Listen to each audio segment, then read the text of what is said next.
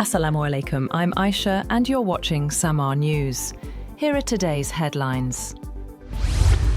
The United States has announced increased vetting of applicants for H-1B visas for highly skilled workers, with an internal State Department memo saying that anyone involved in censorship of free speech be considered for rejection.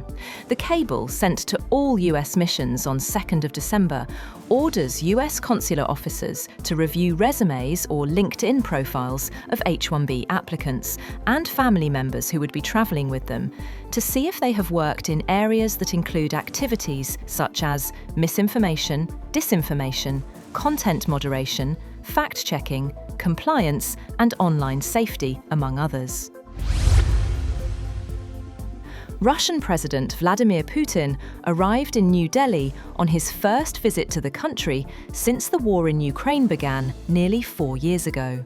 Putin is joined by senior ministers and a large business delegation as both sides look to widen cooperation beyond energy and defense. Russian President Vladimir Putin has said that Russia will take full control of Ukraine's Donbas region by force unless Ukrainian forces withdraw, something Kyiv has flatly rejected. Ukraine says it does not want to gift Russia its own territory that Moscow has failed to win on the battlefield. And Ukrainian President Volodymyr Zelensky has said Moscow should not be rewarded for a war it started. Russia currently controls 19.2% of Ukraine, including Crimea, which it annexed in 2014, all of Luhansk, more than 80% of Donetsk, about 75% of Kherson and Zaporizhia, and slivers of the Kharkiv, Sumy, Mykolaiv, and Dnipropetrovsk regions.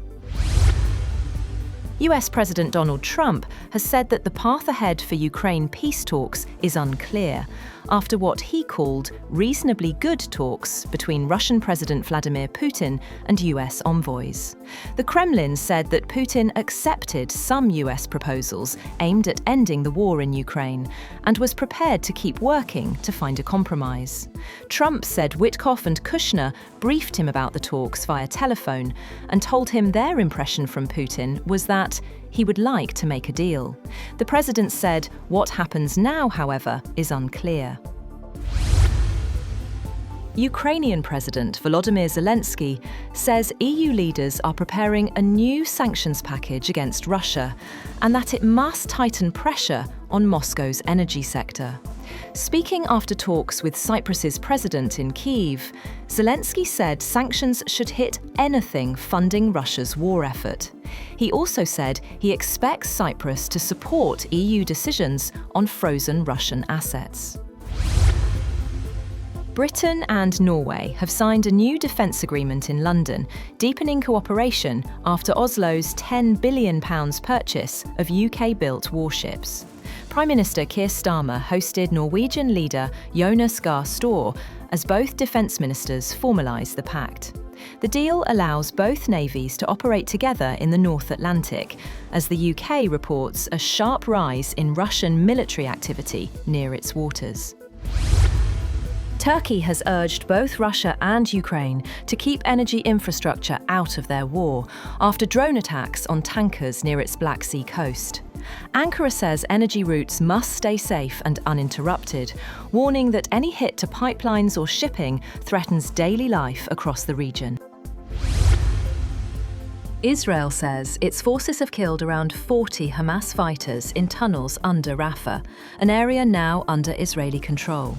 Officials say roughly 200 fighters were trapped for months, with some emerging in recent clashes or surrendering as talks on a safe passage deal collapsed.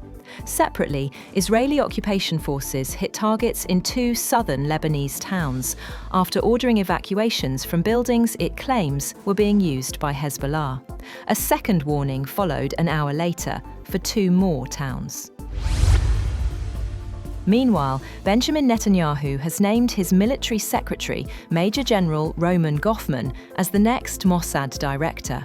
Goffman, who will replace David Barnea when his term ends in June 2026, was chosen over Barnea's preferred candidates. The appointment has been sent to the Advisory Committee for review and is expected to move ahead without major opposition.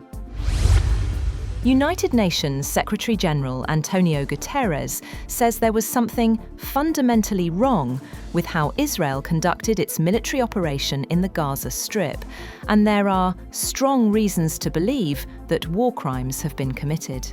He said the objective was to destroy Hamas, adding that Gaza is destroyed, but Hamas is not yet destroyed. In response, Israel's UN ambassador said the only crime committed is the moral abomination that more than 2 years after the horrific massacres of October 7th, the UN Secretary-General has still not visited Israel. And an AI-powered traffic management robot is now on duty in Hangzhou, China, using visual recognition technology to guide pedestrians and vehicles. The machine responds to traffic signals, makes standard directing gestures, and can spot violations in real time. That's all for now. For more updates, visit www.samaa.tv. Thank you for watching Samaa News.